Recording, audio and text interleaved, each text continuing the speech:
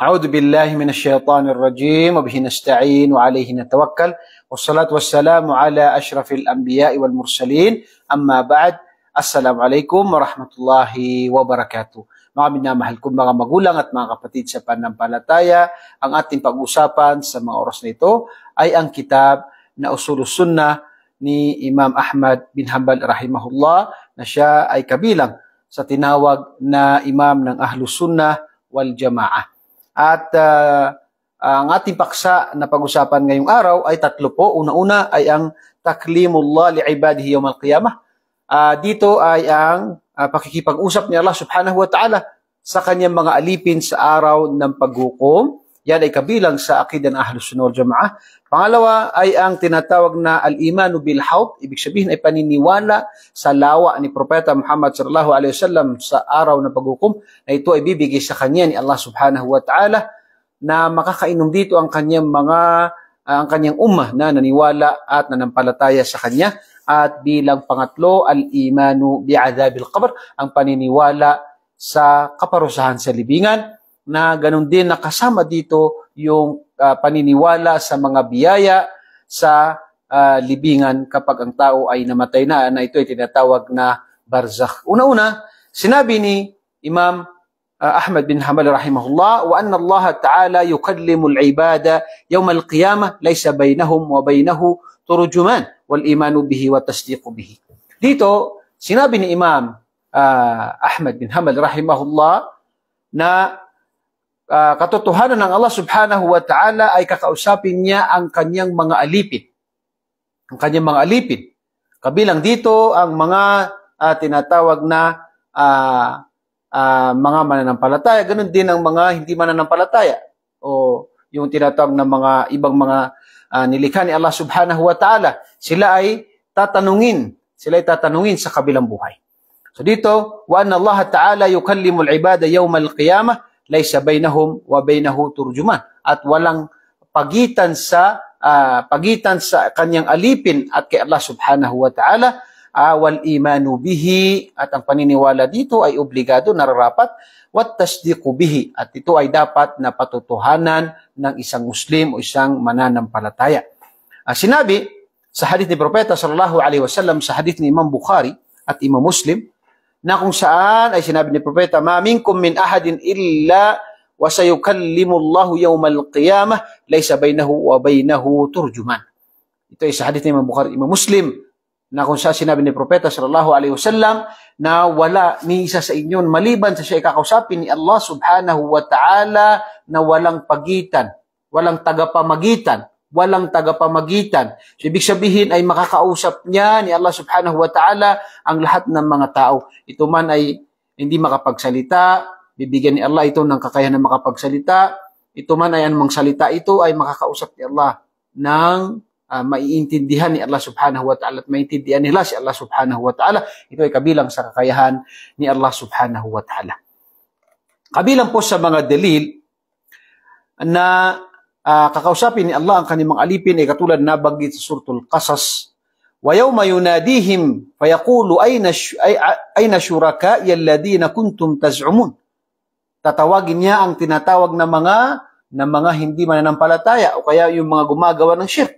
Sabi niya sa araw na yun, yawma yunadihim, tatawag siya, fayaqulu ayna syuraka'i, asan yung mga tinatambal niyo sa akin? Asaan ngayon yung mga tinatambal na sinasamba ng mga tao, ng mga Diyos-Diyosan at iba pa? Subhanallah, kuntum taz'umun. Ito ay kayo ay nagsasabi na ito ay may kakayahan. So nasaan ngayon? Tinatanong sila ni Allah subhanahu wa ta'ala. Ganun din na sa kabilang buhay ay tatanungin ni Allah subhanahu wa ta'ala ang kanyang alipin. Lahat tayo ay nagkakamali, lahat tayo may pagkakasala. Kaya ang isang tao, kapag nakagawa siya, sa nabanggit sa hadith, na nakagawa siya ng mga pagkakasala dito sa mundo, ay maaring ang Allah subhanahu wa ta'ala ay pagtakpan ito sa kanya.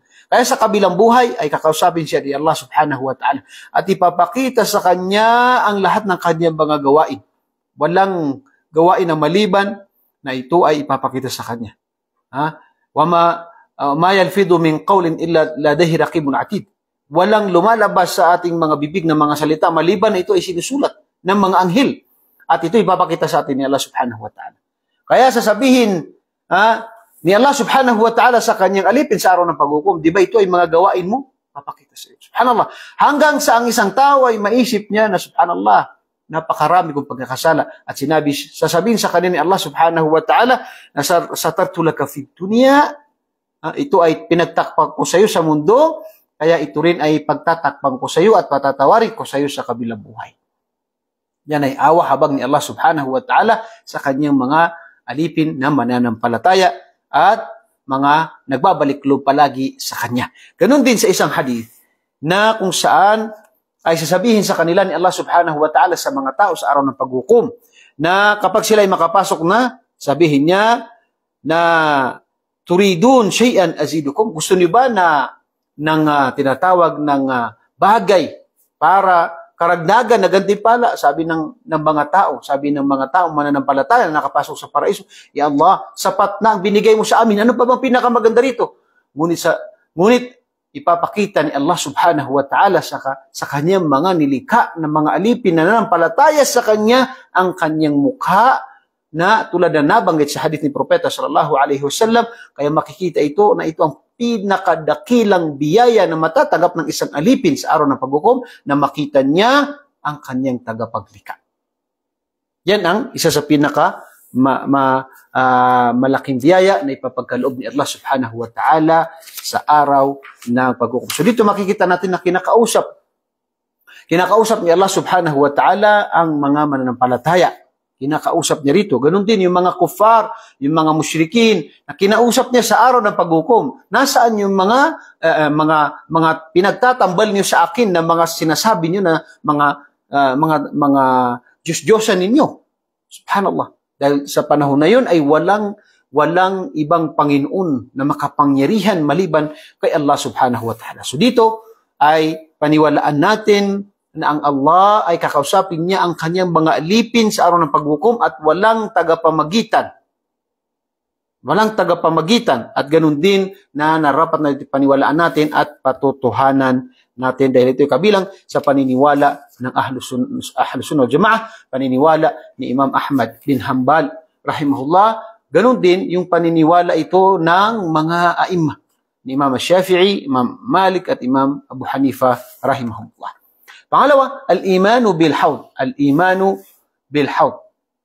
Al-imanu bil-hawd ay paniniwala sa lawa na ibibigay ni Allah subhanahu wa ta'ala kay Propeta sallallahu alaihi wasallam. Sinabi dito, wal-imanu bil-hawd, paniniwala sa hawd, wa anna li Rasulillah sallallahu alaihi wasallam hawdan yawm al-qiyamati taridu alaihi ummatuhu. Ito ang lawa na ito ay makakainom dito ang mga umma ni Propeta sallallahu alaihi wasallam. Sila na mga nanatili sa sunan ni Propeta sallallahu alaihi wasallam. Sila nanatili sa tauhid, kaisahan ni Allah subhanahu wa ta'ala. Arduhu mithlu tulihi masirata shahr. Ang kanyang haba at tinatawag ang kanyang lapat at ang kanyang haba ay magkaparehas na ito ay masiratuhu shahr. Pinakamabilis na umikot na nilikha. Yung hayop na pinakamabilis tumakbo ay maiikot niya ito mapupunta ito ng isang buwan. Ganun ang haba at lapad ng hawd na ito. Napakalaki para sa umma ni Propeta Muhammad sallallahu alaihi wasallam. Wa aniyatuhu ka'adadi nujumi as-sama' ala ma sahat bihi al-akhbari min ghairi wajh. At sabi dito ay yung mga lalagyan na kung saan iinom dito ang mga tinatawag na mga mananampalataya na nanatili sa Ahlus Sunnah wal Jamaah, na nanatili sa sunnah ni Propeta sallallahu alaihi wasallam, ay ang bilang, dami ng mga lagyan na ito ay bilang ng tinatawag ng mga bituin. Na ayon sa pag-aaral ngayon, ang mga bituin na hindi mabilang sa dami. So napakarami ito at napakalawak ang lawa o hawd ni Propeta Muhammad sallallahu alaihi wasallam. Sinabi sa Suratul Kautsar, "Inna a'tainaka al-Kautsar." Tunay na kami ay bibigyan ka namin, ya Rasulullah, ya Muhammad sallallahu alaihi wasallam, ng Kautsar, na ito yung lawa na ibibigay sa kanya sa araw ng paghukom. Kabilang sa mga hadith na nabanggit dito ay inna likulli nabiyyin hawdan wa innahum yatabahuna ayyuhum aktharu waridatan wa inni arju an akun aktharuhum warida. Itong hadith na ito ay lahat ng propeta ay meron silang mga lawa. Ngunit pinakamalaki ang lawa ni Propeta Muhammad sallallahu alaihi wasallam. Ngunit mga ulama na kanila sinabi ng hadith na ito ay mahina. Ngunit ang iba mga ulama kanila sinabi ng hadith na ito ay tamang hadith. Ganun pa man, maaring ang lahat ng propeta ay meron silang mga haud, ngunit ang pinakamalawak, pinakamalaki ay ang haud o lawa ni Propeta Muhammad sallallahu alaihi wasallam. Kabilang sa mga nabanggit sa hadith patungkol sa katangian ng lawa na ito ay haudi masiratu syahr. Ibig sabihin kung ito ay tatakbuhin ng isang kabayong napakabilis, isang buwan yung tatakbuhin. Gaano ito kalaki, kalawak itong tinatawag na haud o lawa ni Propeta Muhammad sallallahu alaihi wasallam. Ma'uhu abyadu min al-laban. Yung tinatawag na yung tubig ng haud na ito ay napakaputi at mas maputi ito kaysa tinatawag na gatas. Ganun din, warihuhu atyabu min misk. At yung amoy niya ay napakabango kaysa misk. Napakapabango na mga pabango na bang Arabo. Wa kizanuhu kanujumis sama. Yung mga lalagyan dito ay tinatawag na ang kanyang bilang ay parang bilang ng tinatawag ng mga bituin. At man shariba minha fala yadmaw abada. At sino man na makainom sa lawa na ito ay hindi mauuhaw. Ito ay nabanggit sa hadith ni Imam Muslim at Imam Bukhari rahimahumullah. Okay. Mayroong isang hadith na kung saan sinabi ni Propeta sallallahu alaihi wasallam na ashabi, ay mga kasamahan ko. Sabi sa hadith na ito, innahum ahlur ridda wa adkhala fihim ghayruhu ahla bid'ah. Dito sabi, hindi sila makainom dito. Sabi ni Propeta sallallahu alaihi wasallam na ashabi, saan yung mga kasamahan ko? Kabilang sa makakainom. Sinabi, hindi mo alam ano man ang nangyari pagkalipas mo. Ito ay ginagawang dalil ng ibang mga Shia, mga Rafidi na ang mga sahaba ay nagmurtad. Mali po yan. Mali po. Dahil ang sinasabi dito ng sahabi, yung ashabi, ibig sabihin ng ashabi, ay sila yung mga nagmurtad sa panahon ni Abu Bakar. Sa panahon ni Abu Bakar Siddiq at saka iba pa, sa panahon ni Abu Bakar Siddiq, marami mga nagmurtad na nagmuslim sa panahon ni Propeta sallallahu alaihi wasallam. Kaya nga si Abu Bakar Siddiq ay nakipaglaban sa kanila dahil sa sila ay nagmurtad. So dahil dito, ay hindi ibig sabihin dahil maraming pong dalil na pinuri ni Allah, pinuri ni Propeta Muhammad sallallahu alaihi wasallam ang mga kasamahan ni Propeta sallallahu alaihi wasallam. Katulad ng nabanggit sa hadith na kung saan sinabi ni Propeta sallallahu alaihi wasallam na la tasubu ashabi. Ganun din sa isang hadith na meron siyang binanggit sa hadith na 10 mubashirin na bil jannah. Ganun din, napakarami mga dalil sa hadith at saka sa Quran na kung saan pinupuri ni Allah at ng Propeta sallallahu alaihi wasallam ang mga kasamahan ni Propeta sallallahu alaihi wasallam na kung saan ito ay taliwas sa sinasabi ng mga Shia, mga Rafidah na kanilang sinasabi sa hadith na ito na ashabi ang aking mga kasamahan. Ngunit ang kahulugan sa hadith na ito ay yung mga kasamahan ni Propeta Muhammad sallallahu alaihi wasallam na ibig sabihin niya yung mga naniwala sa kanya na nagmurtad. Yun yung mga nagmurtad sa panahon ni Abu Bakar As-Siddiq radiyallahu anhu. At hindi yung mga kasamahan niya, si Abu Bakar As-Siddiq, si Umar, si Uthman, si Ali, sila yung mga kasamahan ni Propeta na kung siya pinagkatiwalaan ni Propeta Muhammad sallallahu alaihi wasallam, ganoon din ay ibang mga sahaba, mahigit 100,000 na mga sahaba na sila ay pinuri ni Allah subhanahu wa ta'ala sa Quran at ganoon din sa hadith ni Propeta sallallahu alaihi wasallam na radiyallahu anhum wa radu'an, na sila ay nahabag sa kanila si Allah at nahabag sila kay Allah subhanahu wa ta'ala.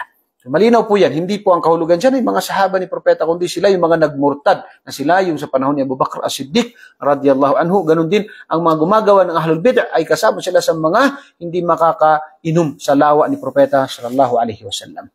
At bilang panghuli sa ating pag-aaral ngayon ay al-imanu bi'adhabil qabr, yung tinatawag na paniniwala sa kaparusahan sa tinatawag na libingan. Na kung saan ay kabilang dito ay ang gantimpala sa libingan. Dahil merong hadith, sa hadith ni Bara bin Hazib radiyallahu anhu, na kung saan ay kabilang sa patunay na may parusa sa libingan, ay sinabi ni Propeta sallallahu alaihi wasallam, ista'idhu billahi min adhabil qabr. Kayo ay magpakupkup kay Allah, magpakupkup kayo kay Allah mula sa kaparusahan sa libingan. Yan ay sa hadith ni Abu Daud, na kung saan ito ay tamang hadith, na kung saan sinabi ni Propeta sallallahu alaihi wasallam na kayo ay magpakupkup. Sila sa mga panahon na yun ay nilibing ni Propeta at ang kanyang mga kasamahan, ang isa sa mga Ansari, isa taga Madina. At nung sila ay nasa libingan, ay sinabi ni Propeta sallallahu alaihi wasallam sa kanila, ista'iddu. Kayo ay tinatawag na magpakupkup. Ista'idhu billah. Ista'idhu billah. Kayo ay magpakupkup kay Allah mula sa kaparusahan sa libingan. Ganun din sa mahabang hadith na sinabi ni Propeta sallallahu alaihi wasallam na wayatihi malakan fayujlisanihi. Darating kapag nalibing na ang isang tao, ay darating sa kanya ang dalawang anghel, si Nakir, Munkar wa Nakir. At pagkatapos, man rabbuk, tatanong, man rabbuk. Pagkatapos, kung siya ay mananampalataya, sabihin, Rabbi Allah. Ang aking Panginoon ay si Allah. Makakasagot ang isang tao kapag siya ay mananampalataya. At ganun din, na kapag tatanungin siya kung madinuk, kaya kulo dini al-Islam. Ang aking relihiyon ay ang Islam. So, tatanungin siya, sino yung pinadala sa inyo na propeta o tao? Sabi niya ay si Propeta Muhammad sallallahu alaihi wasallam. At pagkatapos, sasabihin sa kanya, waftahu lahu baban ilal jannah. Buksan niyo sa kanya isa sa mga pintuan ng paraiso. Yan ay tinatawag na isa sa gantimpala sa kanya dahil sa kanyang tinatawag na pagiging matatag sa pananampalatayang Islam at pagiging matatag sa sunan ni Propeta Muhammad sallallahu alaihi wasallam.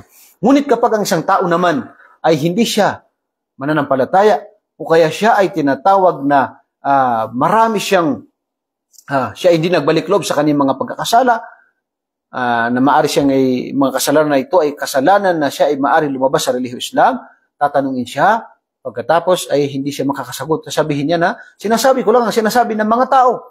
At pagkatapos ay tinatawag na siya, ay tinatawag na bubuksan sa kanya ang isa sa mga pintuan ng Eterno bilang kaparusahan sa kanya hanggang sa araw ng pag-ukom. Ito ay tinatawag na barzakh. Ang barzakh, dahil una-una ay sa mundo. Nabubuhay tayo. Unang baba natin sa araw ng pag-ukom ay ang barzakh. Ang barzakh ay pagitan ng mundo at pagitan ng kabilang buhay. Na kung saan mula sa panahon ni Propeta Adam a.s. sa mga namatay noon hanggang sa panahon natin, hanggang sa araw ng pag-ukom, sa lahat ng mga namatay, ay dito sa tinatawag na barzakh. Hanggang sa ihipan ni Anghel Israfil, ang tinatawag na trompeta, pagkatapos ay mamamatay lahat ang mga tao, pagkatapos ay bubuhayin ulit ni Allah subhanahu wa ta'ala. Mga tao dito ang araw ng paghukom. So dito, ang tinatawag na kaparusahan sa libingan, ito yung barzakh. At ito ay tinatawag na paniniwala sa lingid na kaalaman o ilmul ghaib na tayo ay dapat na maniwala sa dalil sa Quran at sa hadith. Ganun din, nabanggit sa Quran, na sinabi ni Allah, "An-naru yu'raduna 'alayha ghuduwa wa 'ashiyya, wa yawma taqumu as-sa'atu adkhilu ala fir'auna ashadda al-'adab." Sinabi dito, yung mga sina Fir'aun at ang kanyang mga kasama ng mga kuffar ay sila ay pinaparusahan. Pinaparusahan sila. Ngunit sabi ito, "Wa yawma taqumu as-sa'ah," at kapag dumating na ang araw ng paghukom, pinuhay muli ang mga tao para sa paglilitis sa araw ng paghukom, ay adkhilu, ay papasukin niyo sa impyerno si Fir'aun at ang kanyang mga kasamahan at sila ay parusahan ng matinding parusa. So dito may parusa, bago ang parusang malaking kaparusahan. At ito ay binanggit ni Allah sa Quran at binanggit sa hadith na patunay na sino man ang sumuway sa kanya ay meron siyang kaparusahan sa barzakh, sa tinatawag na libingan, at ito ay pansamantala. Ngunit ang parusa na napakatindi ay sa araw ng pag-ukom. Yan ay kaparusahan na walang hanggan. Kaya narapat sa isang tunay na matalino na ito ay paghandaan niya dahil ito ay walang hanggan. Kaya nga, pag nakapasok na ang mga tao sa paraiso at makapasok na ang tao sa impyerno, yung mga magtatagal dito, dahil lahat ng merong katiting na tauhid sa kanyang puso, ay sila ay palalabasin sa impyerno at lilinisan sila at papasukin sa paraiso ni Allah subhanahu wa ta'ala. Yung mga nagkasala ng mga kasalanan na hindi sila lalabas sa Islam, ay sila ay papapasukin sa paraiso ni Allah subhanahu wa ta'ala. Pagkatapos na, pagbayaran nila yung tinatawag na kanilang mga pagkakasala. Ngunit, ang mga manatili doon, yung mga musyrikin, yung mga sumamba sa mga Diyos-Diyosan, naging matigas sila sa pagsamba sinamba nila yung mga Diyos-Diyosan at iba pang mga nilika maliban kay Allah subhanahu wa ta'ala at hindi sila nagbalik loob, sila ay mananatili sa impyerno. Dahil dito ay ipapakita sa kanila na magiging parang kambing ang kamatayan at ito ay kakatayin. Ibig sabihin ay wala ng kamatayan dito. Allahu Akbar. Narapat na ito ay pagandaan ng isang mananampalataya dahil ito ay buhay na walang hanggan, kaparusahan na walang hanggan at biyaya, paraiso na walang hanggan. Nawa ibilang tayo ni Allah subhanahu wa ta'ala sa makakapasok sa paraiso ni Allah na walang hanggan at tayo ay iligtas niya mula sa kaparusahan ng impyerno. Katulad din sa hadith na sinabi ni Propeta sallallahu alaihi wasallam na sinabi na innahuma yu'adzaban. Dumaan si Propeta sallallahu alaihi wasallam sa isang libingan at sinabi niya itong dalawang ito ay sila ay pinaparusahan. Sila ay pinaparusahan. Wa ma yu'adzabani fi kabir. Hindi sila pinaparusahan sa malaking kasalanan sa paningin ng mga tao, pero ito ay kasalanan kay Allah. Qala bala innahu kabir. Ito ay tunay na malaki kay Allah subhanahu wa ta'ala. Amma ahaduhuma fakana yamshi bin namima. Yung isa sa kanila yung marites. Pinag-aaway niya mga tao. At pangalawa, amma al-akharu fakana la yastatiru min al-bawl. Yung isa sa kanila ay hindi naglilinis. Hinahayaan niya na siya ay naglilinis mula sa kanyang pag-ihi.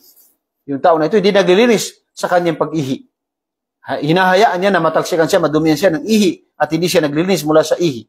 So ito ay kaparusahan. Ibig sabihin ng hadith na ito ay may kaparusahan sa libingan. At ang Propeta sallallahu alaihi wasallam, kanya rin sinabi sa hadith ni Imam Bukhari na innakum tuftanuna fi quburikum mithla aw qariban min fitnatid dajjal. Tunay na kayo ay susubukan sa inyong mga libingan na katulad ng fitna, tulad ng pagsubok sa pagdating ni Dajjal. Yan ay kabilang sa mga paniniwala ng Ahlus Sunnah wal Jamaah na ito ay nabanggit ni Imam Ahmad bin Hanbal rahimahullah na paniniwala rin ni Imam Shafi'i at Imam Malik at Imam Abu Hanifa rahimahullah. Bilang panghuli sinabi sa hadith na isa sa kabilang sa mga dua ni Propeta sallallahu alaihi wasallam kapag tayo ay nagtashahud, pagkatapos ng tashahud natin ay Allahumma inni a'udhu bika min adhabil qabr wa min adhabil nari wa min fitnatil mahya wal mamat. Ito ay sa hadith ni Imam Bukhari at Imam Muslim. Ito ay malakas na hadith na kung saan ay patunay na sinabi dito sa hadith, Ya Allah, kami ay nagpapakupkup sa iyo mula sa kaparusahan sa libingan. Ibig sabihin ay may kaparusahan sa libingan. Kaya ang mga tao na nagsasabi na walang kaparusahan sa libingan, ay yan ay paniniwala ng Jahmi at saka Mu'tazila. Dahil sa kanilang tinatawag na inuna nila yung kanilang kaisipan, sinabi nila kapag naman hinukay natin ang libingan, ay wala tayong makikita na apoy dito at pinaparusahan. At yung mga dalil ay ginawa nila mahina. Ang Quran, anong gagawin mo sa dalil sa Quran? Subhanallah, yan ay kabilang sa kaligawan ng mga tao na ito, na kung saan ay inuna nila yung kaisipan nila bago yung dalil. Hindi.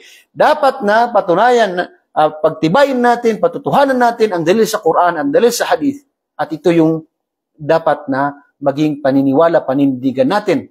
Dahil ito ay ilmul ghaib, ulingid na kaalaman na hindi natin nakita. So ito ay binalita ni Allah subhanahu wa ta'ala. At tayo ay pinuri ni Allah subhanahu wa ta'ala sa suratul Baqarah. Sinabi ni Allah, ذَلِكَ الْكِتَابُ لَا رَيْبَ فِيهِ هُدًى لِلْمُتَّقِينَ الَّذِينَ يُؤْمِنُونَ بِالْغَيْبِ وَيُقِيمُونَ الصَّلَاةَ وَمِمَّا رَزَقْنَاهُمْ يُنْفِقُونَ. Pinuri tayo ni Allah subhanahu wa ta'ala. Sinabi niya, sila yung mga tinatawag na ginabayan ni Allah, sila yung mga matakotin kay Allah. Ano sila? Alladhina yu'minuna bil ghaib. Isa sa katangian nila ay sila ay nananiwala sa ilmul ghaib, lingid na kaalaman. At kabilang sa lingid na kaalaman ay ang mga nabanggit natin ito na narapat na ito ay paniwalaan natin at patutuhanan natin dahil merong dalil mula sa Quran, mula sa hadith patungkol sa mga bagay na ito. Nawa ay ibilang tayo ni Allah subhanahu wa ta'ala sa mga tao na nanatili sa sunnah ni Propeta sallallahu alaihi wasallam sa pananaw ng Ahlus Sunnah wal Jamaah at tayo ay kanyang patuloy na patnubayan. Ako po muli nagpapasalamat sa inyo at bumabati na Assalamualaikum warahmatullahi wabarakatuh.